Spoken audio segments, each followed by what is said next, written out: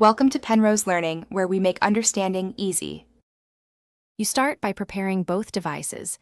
Enable your phone's hotspot, copy the SSID and password, and confirm the band, choose 2. 4 GHz when available because Google Home handles it best. Once done, plug in and power on your Google Home, and keep it within 5 meters of the phone to avoid signal drops. Make sure Bluetooth is enabled on the phone. The app uses Bluetooth to detect the speaker. Now open the Google Home app and be ready to follow prompts. You proceed in the Google Home app.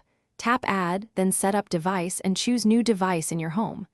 When the app locates your Google Home, accept the connection, and when asked to select a Wi-Fi network, pick your phone's hotspot SSID from the list.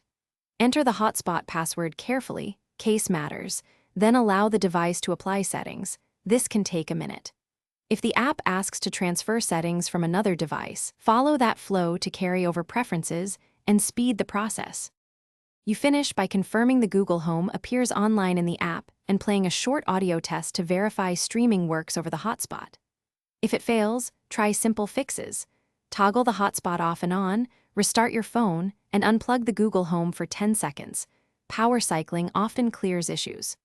Also, make sure your carrier allows tethering, your hotspot hasn't hit device limits, and AP isolation is disabled. These settings can block Google Home from fully